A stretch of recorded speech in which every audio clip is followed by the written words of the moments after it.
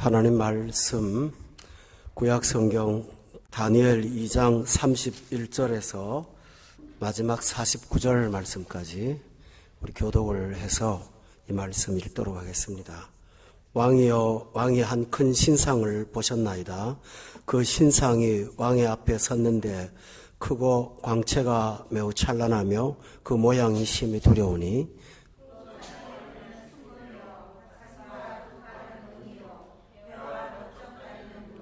그 종아리는 쇠요, 그 발은 얼마는 쇠요, 얼마는 진을 이었나이다.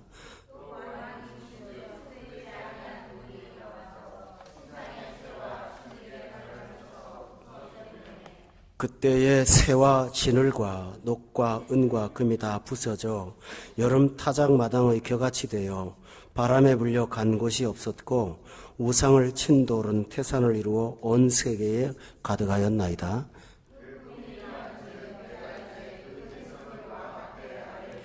왕이여, 왕은 여러 왕들 중에 왕이시라. 하늘의 하나님이 나라와 권세와 능력과 영광을 왕에게 주셨고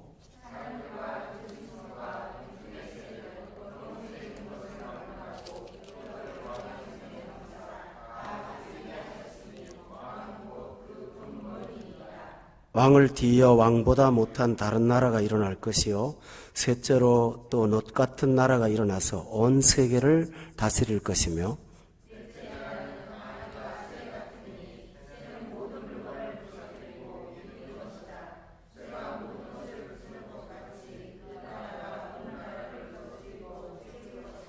왕께서 그 발과 발가락이 얼마는 토기장의 진을기요 얼마는 쇠인 것을 보셨은즉 그 나라가 나누일 것이며 왕께서 쇠와 진을기 섞인 것을 보셨은즉 그 나라가 쇠 같은 든든함이 있을 것이나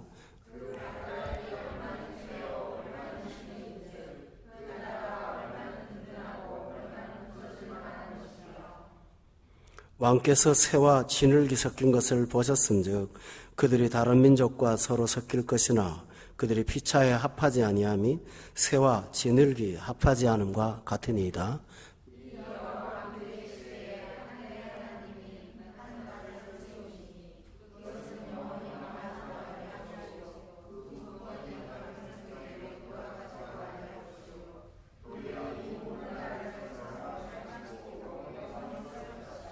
손대지 아니한 돌이 산에서 나와서 쇠와 놋과 진을과 은과 금을 부셔뜨린 것을 왕께서 보신 것은 크신 하나님이 장래일을 왕께 알게 하신 것이라. 이 꿈은 참되고 이 해석은 확실하니이다 하니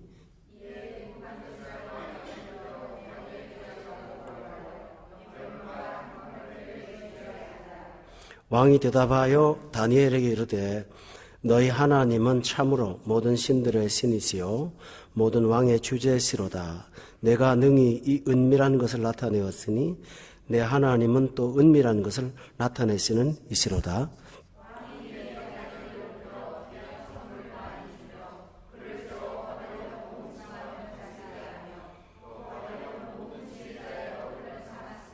다 같이 읽겠습니다. 왕이 또 다니엘의 요구대로 사드락과 메삭과 아벳느고를 세워 바벨론 지방의 일을 다스리게 하였고 다니엘은 왕궁에 있었더라. 아멘. 오늘 본문 내용은 다니엘서 2장에 나오는 왕의 꿈에 관한 내용을 가지고 하나님 말씀 함께 나누도록 하겠습니다. 우리가 지난 시간에 느부갓네살 왕이 2장 1절에 보면 어떤 꿈을 꾸고 마음이 굉장히 번민을 해서 잠을 자지 못했던 그런 사건으로부터 발단을 한 것을 보게 되었죠. 그런데 왕이니까 자기 마음속에 있는 꿈을 좀 누가 풀어줬으면 하는데 기대했던 사람들이 하지를 못하니까 왕이 이 해석을 못하면 다 죽이겠다고 명령을 했죠. 결국 그 왕의 문제를 아무도 풀 사람은 없고 왕은 그 사람을 죽이겠다고 했으니까 죽일 수밖에 없었던 그런 상황까지 왔어요. 우리가 여기서 한 가지를 알 수가 있는 게 있습니다. 어떤 거냐면 이 세상에 드러나는 큰 문제들은 인간의 내면으로부터 시작을 하는 거예요. 어떤 한 국가와 국가의 전쟁, 또 회사 안에서 일어났던 인간관계의 복잡한 거, 이런 것들은 1차적으로 그 국가의 문제가 아니라 그 사람의 내면으로부터 시작되는 문제입니다. 마음이 불편하면 그게 밖으로 표출되고 자기보다 힘이 약한 사람에게 그 자기 스트레스가 전가가 되는 거죠. 결국 이래서 고통을 당하게 되어 있습니다. 제가 학교 다닐 때 우리 담임을 했던 선생님이 어떤 날은 무척 기분이 좋고 어떤 날은 또 상당히 막 화를 내시고 자주 그러시더라고요. 성품이 오락가락 하는 거예요. 그러니까 선생님이 오늘은 얼굴이 좋은가 하고 학생들이 이제 눈치를 보죠. 그러다가 선생님의 아들이 다른 반에 공부를 하는데 니네 아빠 왜 그러냐 그랬더니 엄마하고 싸운 날은 그러고 엄마하고 기분 좋은 날은 안 그렇다고. 그렇습니다. 집에서 받았던 스트레스가 학교에 당신이 담임하는 학생들한테 다 전가가 되는 거죠. 그 세상의 큰 문제들은 실제로는 어떤 개인의 한 마음속에 있는 번민이나 상처로부터 출발을 합니다. 그래서 요즘에 심리학자들이 사람을 치료할 때는 그 사람의 어떤 업무라든가 문제보다는 그 사람이 안고 있는 근본적인 어떤 아픔, 이 상처, 그것을 접근하는 것을 많이 합니다. 그래서 우리는 지난 시간에 왕의 문제가 나라의 문제가 되었다는 것을 보게 됐습니다. 근데 또 하나는 그럴 때 이 왕의 내면의 세계의 번민을 풀어줄 수 있는 것이 지상에 아무것도 없었다는 것이죠. 그 왕은 답답하고 그때 저는 말씀을 드렸죠. 지난 시간에 말씀드리기를 우리가 마음속에는 조그만 문제 하나도 나도 해결 못하고 아무도 해결을 못한다는 거죠. 그래서 결국은 구원자이신 예수 그리스도 외에는 우리를 치유할 수 있는 사람이 아무도 없다고 지난 시간 말씀을 결론을 내렸던 거 여러분이 아마 기억하실 거예요.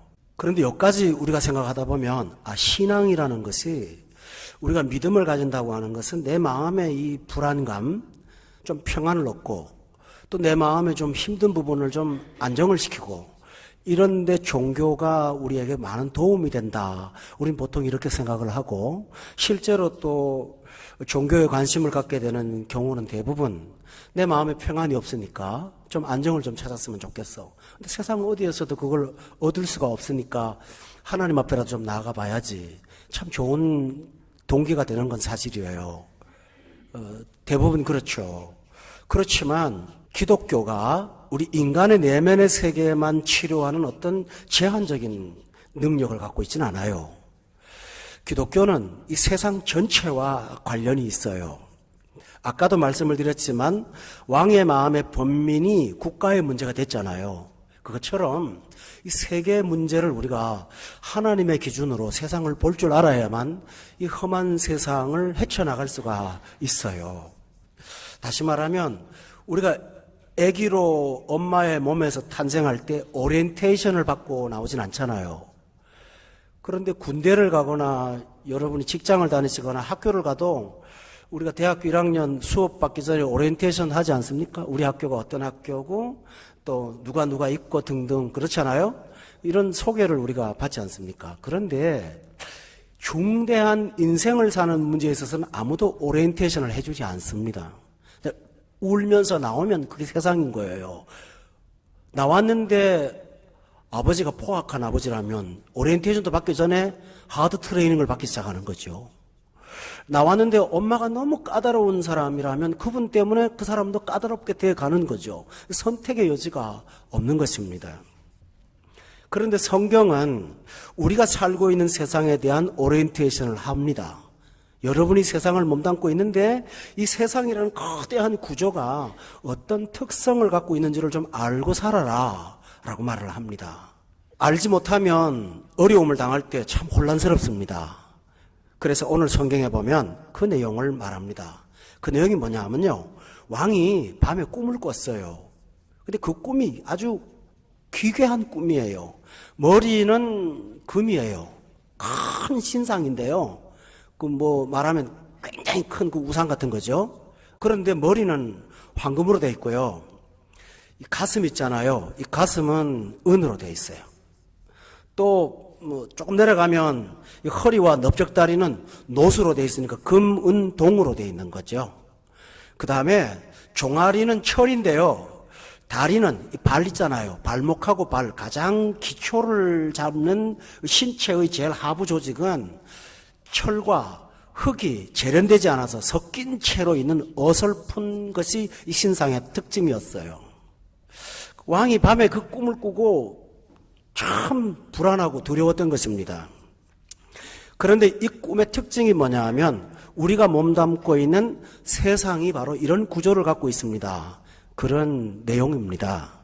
그런데 그 꿈을 꾸는 중에 사람의 손으로 만들지 않은 어떤 돌이 하나 뜨더니 그 신상을 탁 쳐요.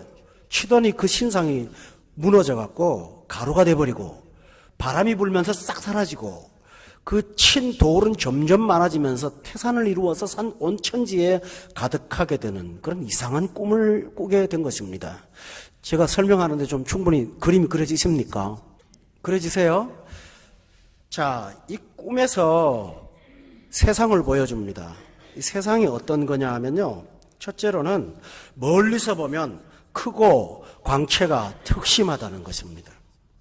오늘 제가 35분에 여기 도착했어요. 시간이 조금 여유가 있어갖고 한번 늘 해보고 싶었던 걸 했거든요. 요 앞에 언덕 끝에 가면 쭉 그 언덕 밑에 있는 도시들이 불빛들이 보이잖아요. 그래서 우리 집사람하고 한 15분 정도 이렇게 보고 왔어요. 참 아름다워요. 불빛이. 그렇죠? 그러나 저는 그 동네 알아요. 그 가까이 가면 제베랄리의 공단과 쓰레기 더미와 이런 것들이 섞여 있단 말이에요. 가까이 가면 보기 좋지 않은데 멀리서 보니까 아주 찬란하고 아름답고 좋아요. 여러분이 두바이 공항에 보통 한국 갔다가 도착할 때 비행기가 착륙할 때 저녁 무렵 도착하는 경우가 많잖아요. 새벽이나. 그럴 때 밤의 야경은 얼마나 아름답습니까? 도시가 너무 멋있는 거예요. 그런 낮에 구석구석 다녀보면 별로 좋지 못한 동네도 많죠. 세상이 그렇습니다. 세상은 가까이 보지 않고 멀리서 보면 남산 꼭대기에서 서울을 보면 아주 아름다운 야경이 있는 것처럼 이 세상은 매력이 있습니다. 그 특징이 있습니다. 또 하나는 여러분이 31절을 보시면서 한번 말씀을 들어주시죠. 커요. 이 세상은 굉장히 커요. 작지 않아요. 그리고요, 멋있게 아름답고 광채가 찬란하지만 또 한편으로는 31절에 보면 끝에 보니까 두려웠다 그랬어요. 여러분, 세상 사는 거 녹록하지 않잖아요. 그죠? 사실 두려워요. 대학 졸업하고 첫 직장 나갔을 때 여러분 심정이 어떠셨어요? 두려움 반, 기대 반, 호기심 반, 그렇지 않았겠어요? 뭐든지 무섭잖아요. 저는 병원에서 오랫동안 근무했기 때문에 초년생 간호 선생님들을 많이 봤어요. 군대도 그런 군대가 없더만요. 바짝 쫄아 있어요. 두려워해요. 신입사원들은 다 그렇죠. 저희 아들이 여기 회사에 직장에 취직하고 처음에 우리 어머니, 저 집사람이 전화를 했더니 그 전에는 뭐 하고 이렇게 봤던 애가 네, 권혁진 사원입니다. 딱 그러더라고요. 와, 이거 군기가 바짝 들었구나. 두려운 거예요. 그렇죠? 세상은 매력적이면서 또한 두려워요. 사람이 두렵고 조직이 두렵고 구조가 두려운 거예요. 이게 세상의 특징이라고 말을 하고 있는 것입니다. 두 번째로는 이 세상은 아까 그랬죠. 금과 은과 놋과 철과 또 흙으로 되어 있다고 그랬잖아요. 이 세상은 단일체가 아니에요. 다양한 재료로 구성되어 있어요. 우선 피부 색깔로 보세요. 백인도 있고요. 그 다음에요, 흑인도 있고요. 그 다음에요, 또 우리를 황인종이라 그러나요? 옛날에 막 재미있는 일이 있었죠. 하나님이 구웠는데 덜 구워갖고 백인 되고 너무 구워서 흑인 되고 또 뭐라 그랬나요? 적당히 구워서 황인종 됐다고. 어쨌든 뭐 그렇게 말하지만은 이 세상에는 피부 색깔로만 해도 다양한 인종들이 분포하고 있습니다. 또 체형도 다르죠, 그죠? 아프리칸하고 우리 아시안하고는 전혀 체형이 달라요. 거기는 막 그냥 굴곡이 많이 져 있고요. 우리는 쫙 서 있는 아주 예쁘잖아요. 이렇게 돼 있어요. 또 성격도 다양하고요. 여러 가지 민족성도 다양하고요. 근데 문제는 이 다양한 것까지는 좋은데 결코 합해지지 않는 것이라는 것이죠. 이게 세상의 특징입니다. 여러분 여기 몇 절이냐 하면 43절 한번 보세요. 43절에 보면 왕께서 새와 진흙이 섞인 것을 보셨습니다. 그들이 다른 민족과 서로 섞이기는 하지만은 피차에 섞이기는 해도 합해지지는 않는다고 그랬어요. 마치 새와 진흙이 하나가 될 수 없는 것처럼 합해지지 않는다라고 했습니다. 우리가 살고 있는 이 세상 어떤 특징이 있습니까? 섞여는 있어요. 그런데 결코 합해지지 않습니다. 저는 가끔 이 예배당에서 얼마나 많은 교회가 예배를 드립니까? 손가락으로 셀 수 없을 만큼 몇십 개 되는 것 같아요. 각종 민족들이잖아요. 그런데 우리 함께 한번 예배 드려봤으면 라고 생각을 했거든요. 그런데요, 어떤 시간에 다른 데 가서 예배를 드리는 걸 보니까요, 도저히 같이 예배 드릴 수 없는, 참 하나님이 머리가 아프시겠다는 생각이 들어요. 어떤 교회에서는 막 흔들고 예배 드리고, 우리 교회는 조용히 설교 듣고, 어떤 교회는 막 돌아다니면서도 기도하더만요. 이 저축방에 보니까. 여기서 막 줄을 서서 돌아다니고요. 어떤 데는 또 막 이러고요. 어떤 데는 예배 드리기 전에 나무짝을 가서 뭘 막 짜대고요. 그러면 연합 예배를 드리면 그 사람들은 짜야 되고 어떤 사람은 돌아야 되고 우리는 조용히 있어야 되고 어떤 사람은 손들어야 되고 하나님이 복잡해서 들으시겠나 이런 생각이 드는 거예요. 다시 말하면 민족성은 다르잖아요. 이 세상은 내 마음과 똑같은 마음, 내 마음 알아주는 합해지는 데가 없어요. 정말 힘들어요. 그래서 세상을 살아가면 갈수록 굉장히 고독해요. 외롭고 낯설어요. 수십 년 동안 같이 있었음에도 불구하고 이 정도 됐으면 커피 한잔 하면서 저 상대하고 대화하면서 마음이 좀 통할 것 같은데 시간이 갈수록 합해지질 않는 거예요. 그래서 굉장히 어려운 거예요. 옛날에 제가 학교 졸업하고 직장 다닐 때는 책상이 다 붙어갖고요. 과장님, 부장님 다 서로 붙어 있었거든요. 근데 요새 직장은 안 가봤지만 텔레비로 보니까 칸막이가 다 있더군요. 가면 그냥 안 쳐다보고 그냥 모니터만 보는 겁니까? 전 잘 모르겠어요. 시간이 갈수록 사람들은 하나가 되지 않습니다. 여러분 부모가 되니까 학교에 가서서 아이들 하교할 때나 등교할 때 보시죠? 보면요, 이상하게 아시안 애들은 아시안끼리 모여 있고요. 그 다양한 민족 속에서 섞여 있지를 않아요. 그래서 이 세상은 우리 한 마음을 의지하면서 내 마음과 같은 사람을 찾기가 너무 어렵다는 것이 이 세상의 특징이라는 것을 신상을 통해서 보여주는 것입니다. 또 하나 있습니다. 세 번째로는 아까 제가 말씀을 드렸죠. 머리는 금이고요. 그 다음에 내려가면 갈수록 어떻게 됩니까? 더 단단한 재질이 아니라 불안한 재질로 되어 있잖아요. 그건 어떤 뜻일까요? 이 세상은 기초가 너무 허술한 거예요. 금은 꼭대기에 있는데 밑에는 쇠하고 흙이 섞여갖고요.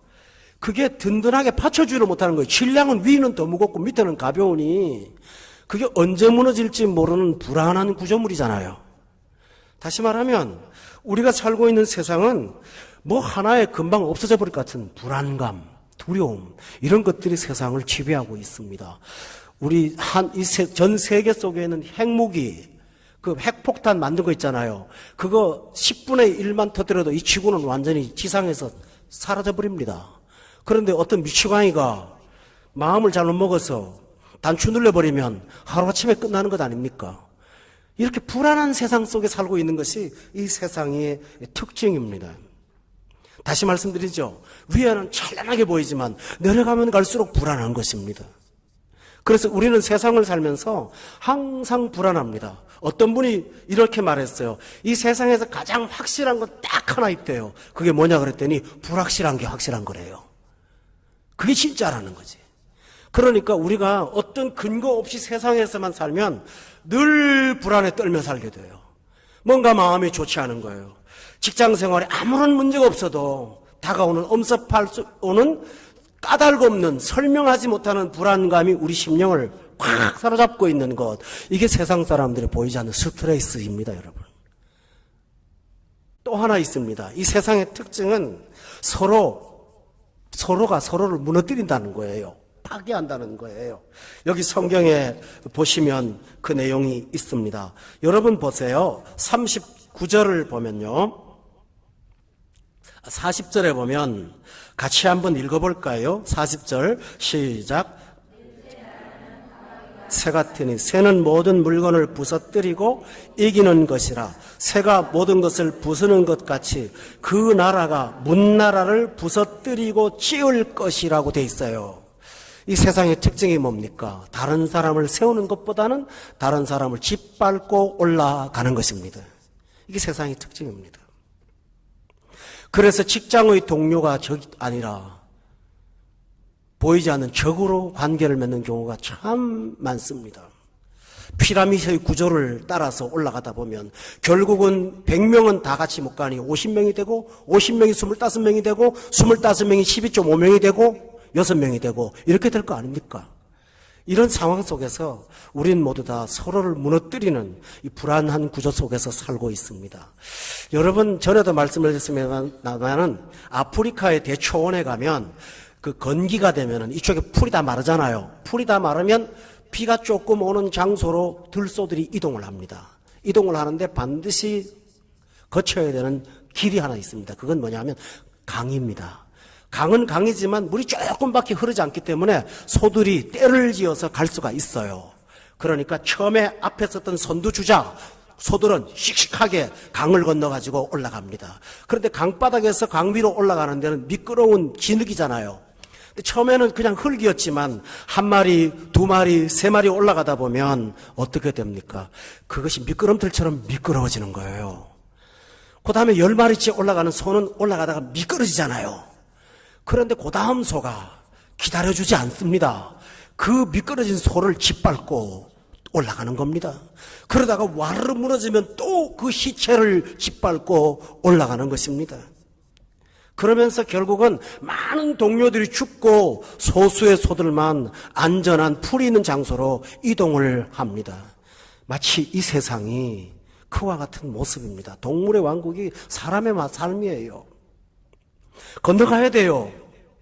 못 건너가요. 앞에 건너간 사람은 요행수로 좋았어요. 그러나 뒤따라 건너가는 사람은 장애물이 많아요. 미끄러워요. 잘 못 가요. 그래서 결국은 동료를 밟지 않으면 올라갈 수가 없는, 그래서 무너뜨리고, 오늘 성경에 보니까 참 재미있는 말이 있어요. 무너뜨리는데 찢는다고 했어요. 이 찢는다는 말을 썼어요. 여기 보세요. 40절에 보니까 부서뜨리고 무너뜨리고 찢는다. 찢는다는 거 아십니까? 어떻게 하는 건지? 시골 사셨던 분들 아시죠? 방아를 찢는 거잖아요. 어떻게 합니까? 찢는 거는 기술이 필요합니다. 가루를 만드는 것도 있고 껍데기를 까는 것도 있습니다. 살짝 찌우면 그 곡식들이 껍질이 까지면서 알곡이 나오고요. 많이 찌우면 가루가 됩니다. 이 세상살이가요, 무너뜨리는 것도 있지만 사람을 쪄요, 쪄. 뺏겨내고, 빻고요. 아주 너무 힘들어요. 탈출구가 없으면 살아갈 길이 없을 만큼 이 세상은 그만큼 힘겹고 어렵다라고 말을 했습니다. 그러나 많은 사람들이 항상 기대를 합니다. 새로운 세상이 좀 오면 좋아질 거야. 좀 새로운 세상이 오면 정말 좀 좋아질 거야. 살만할 거야. 내가 다른 나라에 이민 가면, 다른 데 가서 조금 이동해보면, 직장을 좀 바꿔보면 난 괜찮을 거야. 우리는 항상 진보를 하면 좋아질 거라는 기대감을라도 갖고 있습니다. 좀 바꿔볼까? 생활을 좀 바꿔볼까? 우리는 보통 그렇게 생각을 하죠. 그러나 오늘 이 신상이요, 설명을 하면서 첫째 나라는, 둘째 나라는, 셋째 나라는, 넷째 나라는 그렇게 말하고 있어요. 그게 뭘까요? 나라가 앞만 바뀌어도 세상은 똑같다는 거예요. 이해가 되시죠? 둘째 나라가 그보다 못한 나라인데 셋째 나라를 무너뜨리고, 여기 보세요. 40절에 보니까 넷째 나라는 강하기가 세갖고 뭐 셋째 나라가 어떻고 하지만 세상은 하나라는 거예요. 아무리 바뀌어봐야 그게 달라질 게 하나도 없다는 것을 말씀하고 있습니다, 여러분. 오늘 CNN을 보다 보니까 시속 50km의 토네이도가 강타를 해서 미국 중부의 오클라호마가 아주 초토화됐더구만요. 제 딸이 거기서 잠깐 학교를 다녔기 때문에 조금 아는데요. 그 좋은 미국에 그냥 완전히 다 뻘밭이 돼버렸어요. 그러나 그보다 더 무서운 게 있어요. 어떤 집사님이 그러시거든요. 과거에는 탈레반이 주적이고 뭐 또 알카에다가 주적이고 그랬다는 거예요. 그러나 지금은 누가 적인지 누가 아군인지를 모른다는 거예요. 아니 오늘 아군이었다고도 내일이 적이 될 수 있으니까 도대체 누구를 대상으로 싸워야 되는지가 답이 안 나온다는 거예요. 제가 군대 생활할 때는 작전계획이라는 문서가 있는데 거기에는 주적이 누군가 명시되어 있어요. 그러나 오늘 시대는 이 테러가 행행하는 시대에는 도대체 누가 적인지를 모르는 거예요. 과거에 이라크 말하면 쿠르드 난민들 그렇잖아요. 이런 사람들 아프간 또 뭡니까 저 유고슬라비아의 어떤 난민들 보스니아 이런 사람들 특정 지역들이 문제가 있었다고 돼 있었어요. 그러나 지금은 어디서 터져나올지 저 사람이 적이 될지 아무도 모르는 거예요. 정신적으로 사람을 찢고 있다고요. 제가 미국에 집회를 가면서요, 우리 교회 쓰고 있는 무선 마이크를 제가 쓰던 거니까 들고 갔어요. 근데 제가 착 잘못해갖고 거기서 배터리를 넣어서 갔더니 9.11 테러 직후에 가가지고 FBI에 끌려 들어갔습니다. 나 목사라고 해도 안 믿어요. 손도 못 대게 하는데요. 야, 무섭더구만요, 미국이. 나 FBI 이거 취조실에 끌려갔는데요. 누가 조사하는지 아세요? 키 작은 난장이 있죠. 난장이 3명에서 가방을 뚜껑 열어요. 키 큰 사람은 소개해야 되잖아요. 조사를 하기 위해서 요만한 탁자에 놓고 요 탁자에 고개가 딱 맞는 사람 셋이 여자분이 조사를 하는데 나를 꼼짝도 못하게 해요. 얼마나 살벌한지 공포에 떨었어요. 그래서 말도 잘 안 되고 난 영어도 잘 못하니까 대한항공의 직원 한 분이 오셔갖고 설명을 해줘서 겨우 풀려나기는 했습니다마는 저 맛을 봤죠. 불안해하는 겁니다. 이 세상이 그렇습니다. 성도 여러분, 저는 목사로서 어떤 면에서는 제가 참 행복한 사람이고 여러분은 너무 힘들게 사는구나 저는 그거 알고 있습니다. 일주일의 생활이 얼마나 힘들고 어려운지 머리털이 남질 않잖아요. 이것이 세상이라고 왕에게 보여줬으니까 왕이 그 꿈을 꾸고 나서 밤에 잠이 옵니까?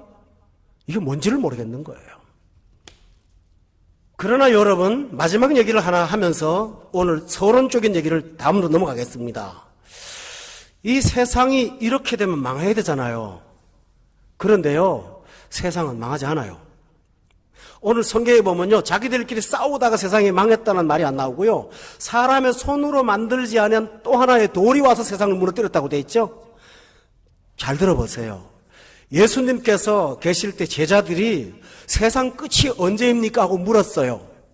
그랬더니 예수님이 말하기를 난리와 난리의 소문은 들을 것이나 끝은 아니다. 민족이 민족을 치는 전쟁도 일어나지만 끝이 안 올 거다.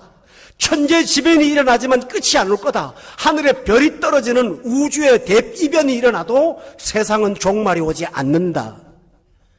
여러분이 영화에 보는 어떤 종말 사건처럼 그렇게 이 세상이 구조 때문에 무너지거나 멸망하지 않을 거라고 예수님께서 분명히 말씀하셨습니다. 그런데 중요한 사실은 망하는 것이 아니라 뭡니까? 불안, 갈등, 투쟁, 전쟁, 파괴, 불안, 두려움, 공포가 끝없이 지속되는 게 이 세상의 특징입니다. 여러분, 저는 여러분에게 이 말씀을 드리는 오늘 성경을 풀어드리는 까닭이 있습니다. 이 세상에 여러분의 안식처가 없다라는 것입니다. 어디에도 안식을 할 만한 장소가 없습니다. 그래서 그 결과 여러분에게는 늘 마음속에 따라다니는 무거운 중압감 있죠. 중압감, 불안, 스트레스, 갈등, 시장 경쟁 체제에서의 어떤 힘든 어려움, 실적을 요구하는 업계의 그 부담감, 관계를 상실하는 것, 실패에 대한 두려움, 적이 어디인지 모르기 때문에 이웃에 대한 경계심으로 직장생활 조금만 하면 눈이 막 갑자기 반짝반짝해집니다.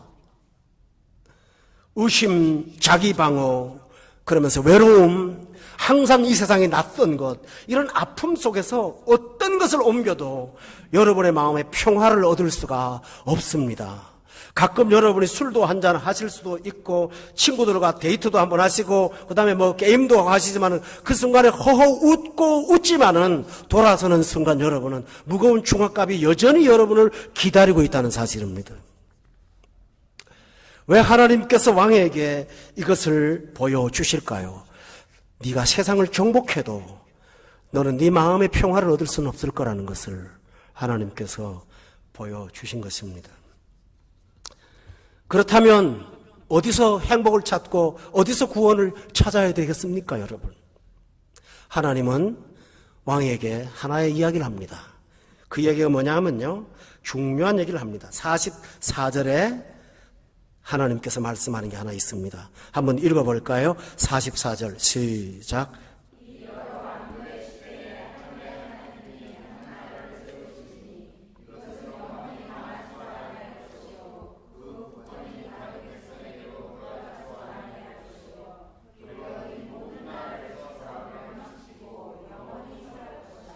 44절에 하나님은 희망이 있다고 말합니다. 구원이 있다고 말합니다. 그게 뭘까요? 하나님이 한 나라를 세우신다는 거예요. 이런 복잡한 나라가 아닌 하나님이 세우는 한 나라가 있다고 성경은 말합니다. 우리 한번 따라합시다. 하나님이 세우시는 나라. 그런데 성도 여러분, 잘 들어보세요. 나라라는 개념을 지금 일단 알고 들어가야 됩니다. 영토를 말할 때도 나라입니다. 그러나 우리 한국이라는 나라의 주권에 영향력이 미치는 것은 영토가 아니라도 나라이지요. 가령 예를 들어 저는 사우디아라비아에서 그 한국에서 임차한 문화원에서 예배를 드렸습니다. 근데 그 문화원을 99년 동안 돈 주고 샀습니다. 조차를 한 거죠.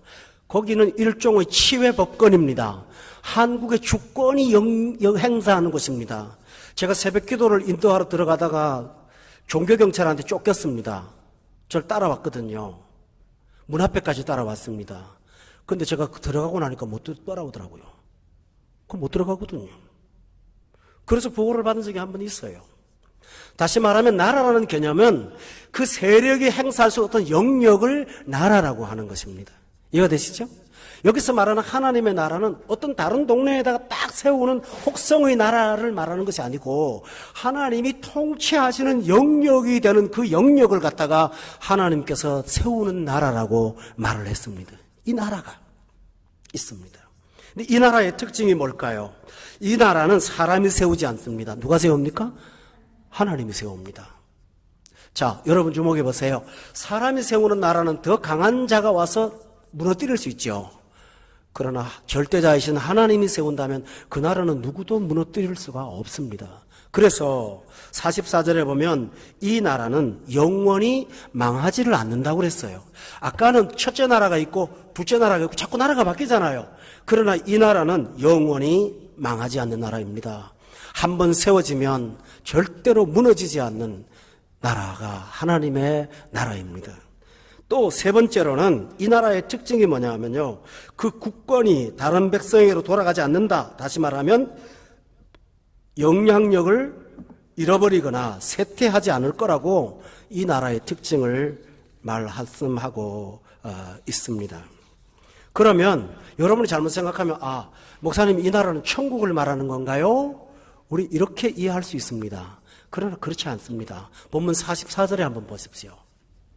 앞에 보면 이 여러 왕들의 시대에 하나님 세운다 그랬죠? 그러면 이 나라는 어디에 세워지는 겁니까? 멀리 미래에 세워지는 나라가 아니라 지금 세워지는 나라를 말합니다. 도대체 이 나라는 어디에 세워지는 것일까요? 성도 여러분, 하나님은 이 나라를 세우는데 재료를 갖고 있습니다. 그것은 하나님의 말씀입니다. 하나님 말씀으로 여러분의 내면에 세우는 나라가 하나님 나라입니다. 여러분 속에다가 그 나라를 세우는 것입니다. 그래서 세상 나라가 하나님이 세우신 여러분의 마음속에 있는 나라를 빼앗을 수가 없습니다. 그리스도인은 이 세상 나라를 피해서 다른 나라에 딱 사는 것이 아니라 하나님이 세운 내면에 그 하나님의 나라가 있잖아요. 그 나라를 가지고 세상을 살아가기 때문에 세상을 지배하고 이기는 힘을 갖게 하시는 것이 하나님의 방식입니다. 자, 쉬운 예를 하나 들까요?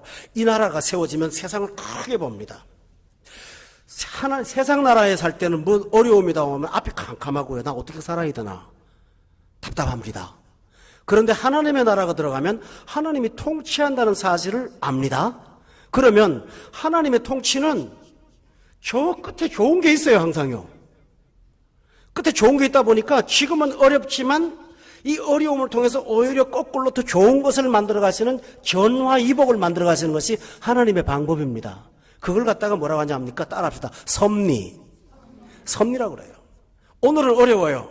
근데 이 어려움이 오히려 내게 독이 아니라 유익이 되고 더 내가 생각하지 못했던 좋은 길로 이끌어가는 하나님의 방법이라는 사실을 우리가 믿습니다. 하나님의 나라는 그래요. 세상 나라는 내가 무너지면 저 사람이 나를 다시는 안 볼 거예요.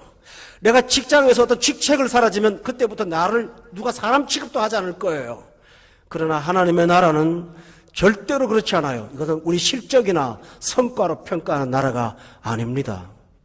이 나라가 들어가면 섭리를 믿기 때문에 오늘의 고통이나 고난을 능히 이길 수가 있습니다. 여러분 따라할까요? 모든 것이 합력하여 선을 이룬다.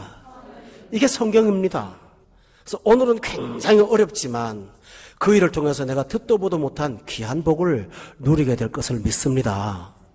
저는 사우디아라비아에서 리야드에 부흥 집회를 하러 오라 그래서 간 적이 있었습니다.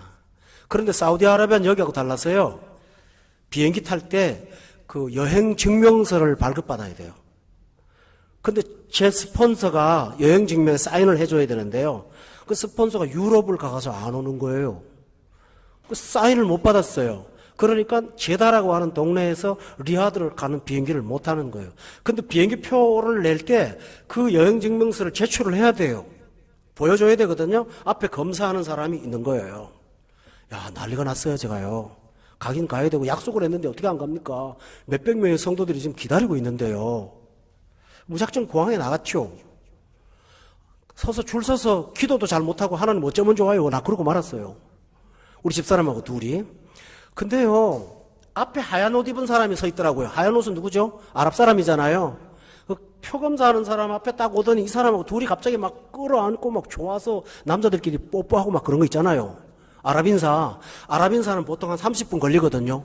사돈의 8촌 인사를 다 하니까. 그 내가 기다리고 있으니까 자기가 미안하니까 그냥 들어가래요. 표도 볼 것도 없이 들어가라고 그래서. 그 들어갔어요. 참 신기한 일이죠. 그런데 비행기가요, 리야드까지 갔다가 공항에 도착을 못하고 또 다른 데로 간다네요. 왜 가냐 그랬더니 사우디에 유례 없는 큰 비가 내려갖고 공항이 난리가 났대요. 못 내린다는 거예요. 나 그런 일을 처음 봤어요. 그래서 카심이라는 공항에 잠깐 비상 착륙을 했다가 공중에 도는데 2시간이면 갈 비행기를 한 5시간 걸쳐서 갔습니다. 부흥 강사가 7시, 저녁 7시 집회를 해야 되는데 오질 않고 지금 1시간도 더 안 오니까 그 몇백 명 성도들이 모여서 할 게 뭡니까? 찬송밖에 할 게 없잖아요. 목이 쉬도록 찬송을 했더라고요. 내가 오기 전에 성령의 불이 내려갖고 거기가 불바다가 됐어. 그냥 세상 말로 거저먹기 목회를 했어요, 제가요. 얼마나 뜨거운지. 그냥 가서 하자만 해도 막 울고 난리가 나는 거예요. 와, 세상에. 그리고 한 다음에 나중에 우리 한국에 유명한 부흥 강사님 왔는데도 하는 말이 저한테요. 권 목사님처럼 그렇게 좋은 설교를 한 적은 없다는 거죠. 야, 난 덕 봤어요, 완전히요.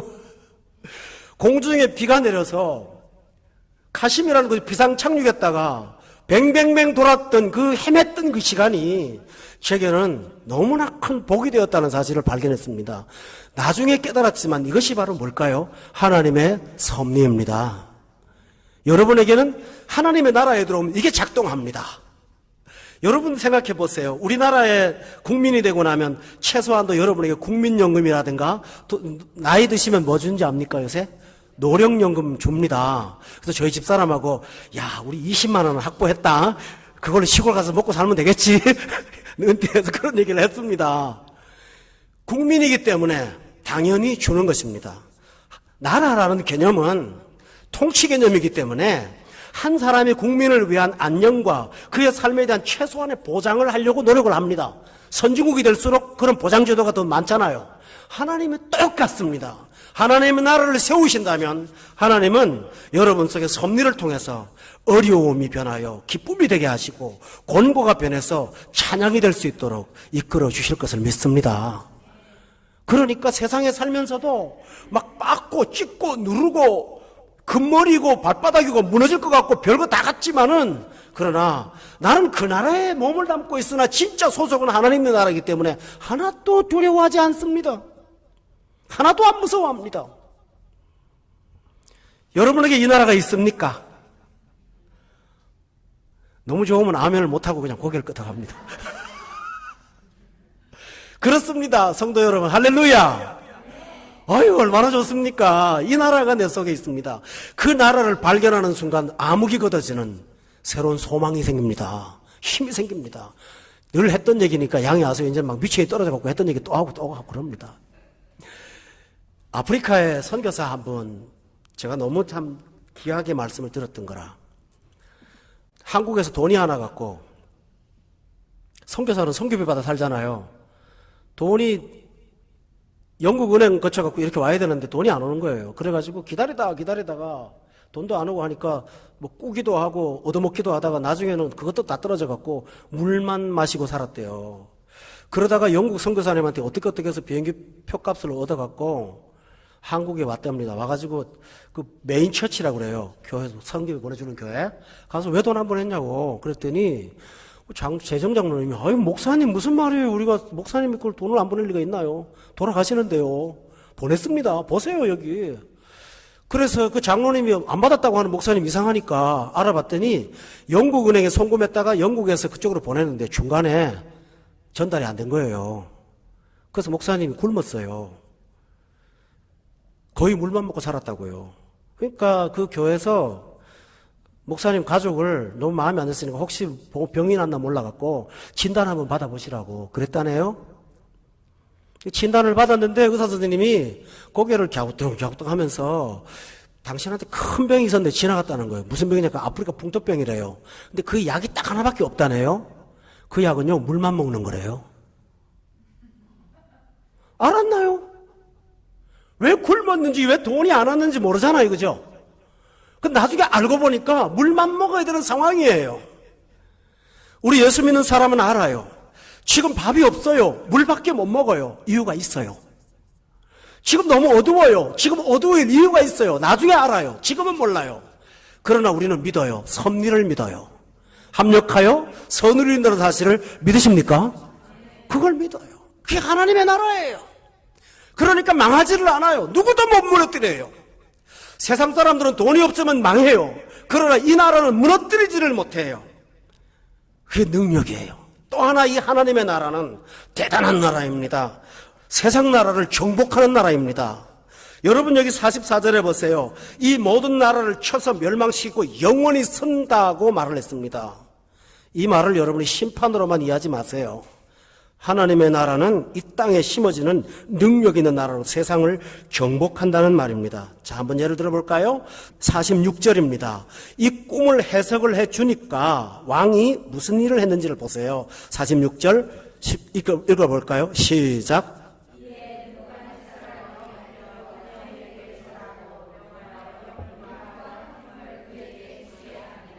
누가 누구에게 절을 합니까? 이런 일이 있습니까? 있을 수가 없지요. 여러분이 기억하십니까? 지금 다니엘의 해석은 왕이 듣기에 기분 좋은 해석입니까? 망한다는 해석입니다. 참 신기한 게 있습니다. 당신 이러면 심판받아 그런 얘기입니다. 그런데 그 얘기 듣고요. 물건 주면서 엎드려 절을 왜 합니까? 이게 하나님의 나라입니다. 세상 사람한테 좋게 해줘야잖아요. 그러나 하나님의 나라는 사실을 사실대로 말하고 진리를 진리대로 전할 때 그 사람을 세상이 함부로 하지 못합니다. 이 능력, 이게 바로 복음의 능력입니다. 다니엘은 있는 상황을 얘기했지만은 느부갓네살은 어떤 영감이 통했는지 다니엘을 앞에 세웠습니다. 그러면서 48절에 한번 보세요. 왕이 이에 다니엘을 높여 귀한 선물을 많이 주며 그를 세워서 바벨론의 온 지방을 뭐 한다고 그랬어요? 성도 여러분, 우리 1장을 공부하셨잖아요. 거기 보면 뭐가 나옵니까? 여호야김 즉위 3년에 느부갓네살이 와서 점령을 해갖고 싹 무너뜨리죠. 그 바벨론이 예루살렘을 삼켰잖아요. 이스라엘을 무너뜨렸잖아요. 그런데 거꾸로 느부갓네살 왕이 꿈 하나 해석한 다니엘한테 그 정권을 넘겨줍니다. 바벨론 다 다스리라고. 참 신기하죠? 하나님의 나라는 바로 이렇습니다. 또 하나 있습니다. 49절에 보면 왕이 또 다니엘의 요구대로 사드락과 메삭과 아벳느고를 세워서 바벨론 지방의 일을 다스리겠다고 했죠. 통치하는 사람은 왕궁에 있으니 다니엘은 왕궁에서 통치하고 그 친구들은 뭡니까? 지방에서 통치하므로 결국은 이 바벨론이라는 거대한 나라를 하나님께서 소수의 4명의 이스라엘 소년들에게 그 통치권을 넘겨버리신 것입니다. 이 성경이 참 놀랍지 않으세요? 성도 여러분, 그리스도인은 더 좋은 자리를 찾아서 밖으로 이동할 필요가 없습니다. 하나님이 세워진 소명의 자리지 않습니까? 이 4명의 소년은 자원에서 뽑혀온 사람들이 아닙니다. 끌려온 인질이죠, 그죠? 잡혀왔습니다. 잡혀온 사람인데 이들이 통치자가 됩니다. 꿈 하나 때문에. 하나님은 이 세상에 여러분의 자리를 만들어 놓고 있습니다. 하나님의 나라를 세워가지고 있는 하나님의 나라를 갖고 있는 사람의 그 삶의 자리, 그의 몫을 하나님은 따로 떼놓고 있는데 그 몫은 시시한 좀 말찍이 아닙니다. 그 몫은 통치의 몫입니다. 할렐루야. 이게 하나님의 하는 일입니다. 이게 하나님의 나라입니다. 저는 우리 성도들이 여러분의 비전이나 욕망 따라 살지 않기를 원합니다. 하나님이 이곳에 보냈고 이곳에 세워졌다면 이곳에 여러분의 자리인 다니엘의 자리가 있을 것이고 사드락과 메삭과 아벳느고의 자리가 있을 것을 저는 믿습니다. 제가 사우디아라비아에 부임해 갈 때 그 교회 집 장로님이 저한테 그러시더라고요. 목사님이 우리 교회 담임 목사님으로 선택되기 전에 이미 목사님 비자가 나가 있었습니다. 뭔 얘기예요, 내가? 나가 있었다니까요. 그러더라니까요. 어떻게 됐냐고 제가 물었어요. 그랬더니 거기 왕자의 주치의가 되신 집사님 한 분 계세요. 그분이 얼마 전에 책도 쓰고 그랬는데요. 이분이 누구를 모시고 오려고 비자를 하나 어렵게, 그 미국 사우디 비자는 굉장히 어렵습니다. 가족 비자거든, 저 같은 경우는요. 가족 비자를 하나 내놨다는 거예요. 특별하게 왕자한테 허락을 받아가지고. 그런데 그게 쓸 데가 없이 됐는데 목사님이 갑자기 부임하시게 됐고 그래서 오시면서 벌써 영주권 같은 그걸 가지고 올 수 있었다고. 그 다음에 하나님께서 어떻게 하냐면요. 제가 이사를 갔어요. 이사를 갔는데요. 이사를 간 이유가 있어요. 그 집 앞에 처음에 살던 사택 앞에 초소 같은 게 있는데 항상 저를 감시하는 거예요. 비밀 경찰이 있죠. 그것 때문에 이사 간 건 아닙니다만 이사를 갔는데 이사를 안전한 곳에 간다고 했는데 어디를 갔냐면 공터가 있는 옆에 집을 좀 안전한 데를 갔어요. 근데 어느 날부터 공터가 건물을 짓기 시작하더라고요. 그래서 무슨 건물을 짓나 했더니요. 이슬람 신학교를 짓더라고요. 그 옆에다가. 세상 이슬람 신학교를 짓고 하루에 6번씩 살라를 합니다. 기도 울잖아요. 근데요. 이슬람 신학교가 있는 동네라서요. 거기는 비밀 경찰이 안 오더라고요. 그래서 어떻게 됐을까요? 세상에 완전히 사우디 안방에 가서 앉아가지고 이슬람 신학교 옆에서 목사님이 아주 잘 먹고 잘 살았죠. 이게 하나님의 나라의 방식이에요. 저는 여러분에게 자신감이 있을 거라고 저는 믿습니다. 하나님은 끌려온 여러분이지만 바벨론을 통치자가 통치권을 넘겨주고 그에게 엎드려 절한 것처럼 여러분의 삶의 몫을 하나님께서 준비해 두셨다는 사실을 믿으세요. 믿으세요? 그렇습니다, 성도 여러분. 오늘 이 희망을 가지고 이 왕의 꿈을 통해서 여러분이 자신 있게 믿음으로 사는 그런 기쁨이 있기를 예수 이름으로 축원합니다. 기도하겠습니다. 하나님 아버지, 이 귀한 말씀 통해서 소망을 갖게 하심을 감사합니다. 어디에도 희망이 없는 이 절망스러운 세상에서 아프고 힘들고 치료가 필요하고 너무 고통스러운 일이 많아요. 그러나 하나님은 우리를 향하여서 너를 향한 길이 있고 너를 위한 자리가 있고 너를 위한 도움이 있고 너를 위한 계획이 있다고 말씀하십니다. 믿게 하여 주시옵소서. 믿음으로 이기게 하여 주옵소서. 예수님의 이름으로 기도드렸사옵나이다. 아멘.